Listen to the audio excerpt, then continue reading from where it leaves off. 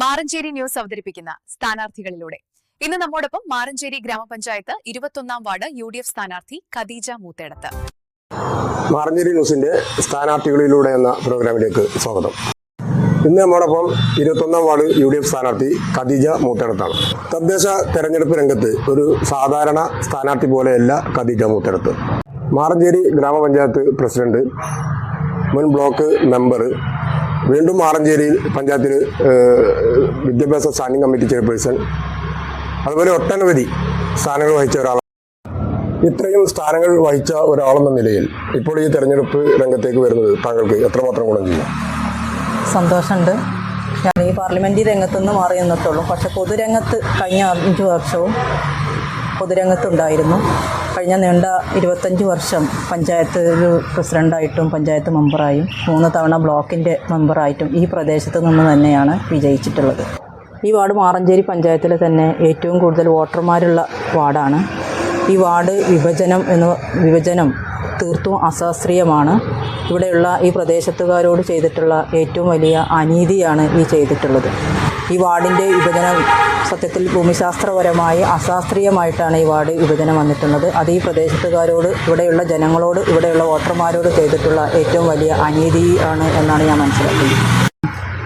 പഞ്ചായത്തിൽ തന്നെ ഏറ്റവും വലിയ വാർഡെന്ന നിലയിൽ ഈ വാർഡിനെ കുറിച്ചുള്ള വികസന കാഴ്ചപ്പാട് എന്തൊക്കെയാണ്? ഒരു തീരദേശ മേഖല കൂടി ഉൾപ്പെട്ട വാർഡാണ്. അതായത് കുണ്ടടവ് പുഴ പോകുന്ന ഒരു ഭാഗമാണ്. കുണ്ടടവ് പാലം മുതൽ പൂക്കൈത കടവ് വരെ ഈ വാർഡിൽ ഇവരെയാണ് തീരദേശ മേഖല. അപ്പോൾ അവിടെ നമ്മൾ ഉദ്ദേശിക്കുന്നത് തീരദേശ മേഖലയ്ക്ക് തരത്തിലുള്ള ഒരു ബൃഹത്തായ പദ്ധതിയാണ് ഞാൻ ഉദ്ദേശിക്കുന്നത്. അപ്പോൾ അവിടെ ഒരു ഹരിതവൽക്കരണം നടത്തുക എന്നുള്ളതാണ് ഉദ്ദേശം. പുഴയുടെ തീരത്ത് പിന്നെ അവിടെ ഓപ്പൺ ജിമ്മ്, ഇവിടെയുള്ള ജനങ്ങളുടെ ആരോഗ്യ സംരക്ഷണത്തിന് വേണ്ടിയിട്ടുള്ള ഒരു ഓപ്പൺ ജിമ്മ് സംവിധാനം ഉണ്ടാക്കുക. അതുപോലെ തന്നെ തീരദേശ ഭാഗത്ത് ഒരു റോഡ്, ഗതാഗത സൗകര്യത്തിന് ഒരു റോഡ് ഉണ്ടാക്കുക എന്നുള്ള ഉദ്ദേശമുണ്ട്. അതുപോലെ തന്നെ അവിടെ പിന്നെ വാക്ക്വേ, ജനങ്ങളുടെ ആരോഗ്യ സംരക്ഷണത്തിന് വേണ്ടിയിട്ടുള്ള ഒരു വാക്ക്വേ ഉണ്ടാക്കുക. കുട്ടികൾക്ക് ഒരു പാർക്ക് ഉണ്ടാക്കുക. ഇതൊക്കെ അതിനോട് ബന്ധപ്പെട്ട് നമുക്ക് ചെയ്യാൻ പറ്റുന്ന കാര്യങ്ങളാണ്. ഇതിനൊക്കെ ഫണ്ട് നമ്മൾ കണ്ടെത്തണം. ആ ഫണ്ട് ഞാൻ ഉദ്ദേശിക്കുന്നത് ഒരു സംയോജിത പദ്ധതിയായിട്ടാണ് അതിനെ കാണുന്നത്. കേന്ദ്ര, സംസ്ഥാന, അതുപോലെ തന്നെ ത്രിതല പഞ്ചായത്തുകളിലൂടെ ഉള്ള ഫണ്ടുകൾ ഉപയോഗപ്പെടുത്തിക്കൊണ്ട് ഒരു ബൃഹത്തായ പദ്ധതി ആ മേഖലയ്ക്ക് ഉണ്ടാക്കുക എന്നുള്ളതാണ്. പിന്നെ ഇവിടെ ഏറ്റവും വലിയ പ്രശ്നം കുടിവെള്ള പ്രശ്നമാണ്.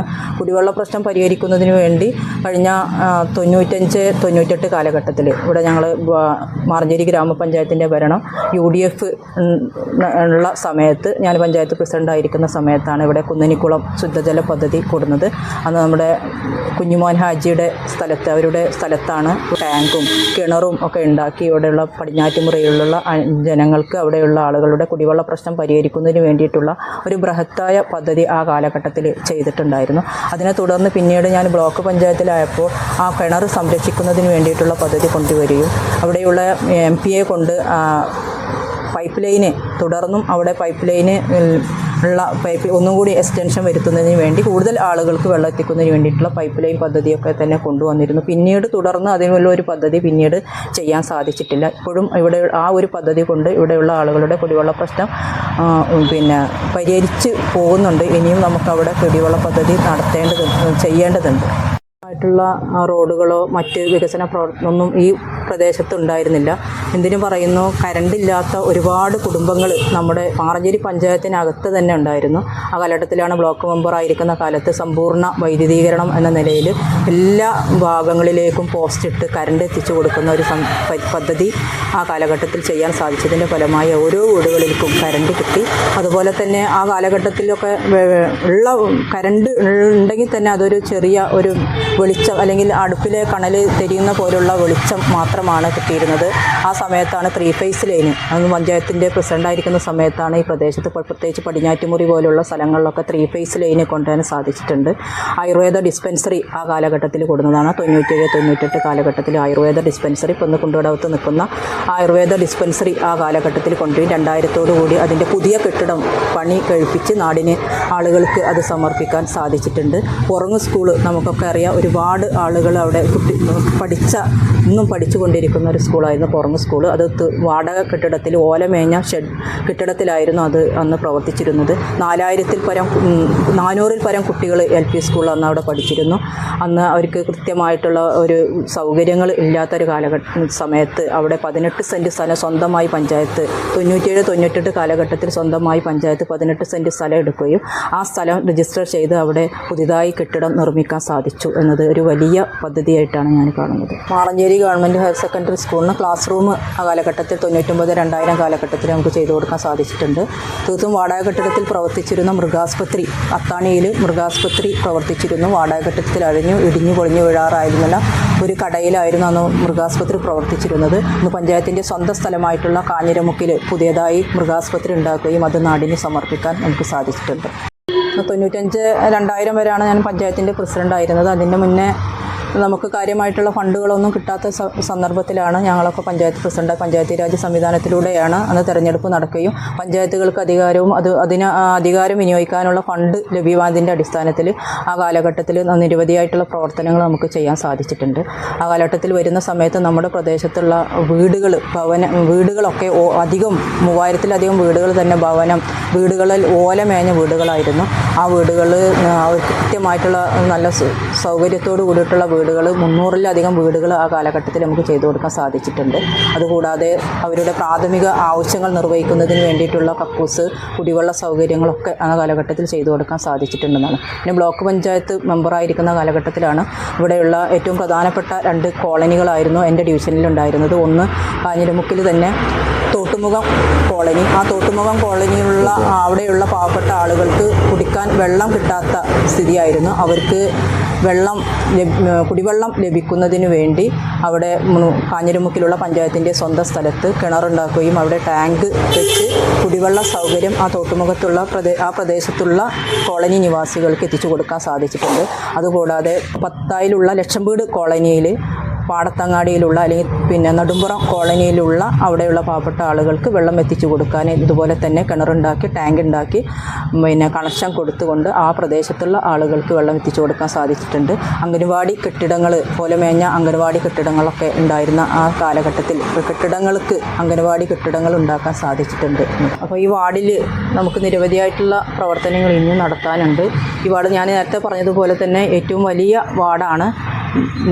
കുറേ റോഡുകൾ ശരിക്ക് വീതിയില്ലാത്ത പോക്കറ്റ് റോഡുകളാണ് കൂടുതലായിട്ട് ഇവിടെ ഉള്ളത്.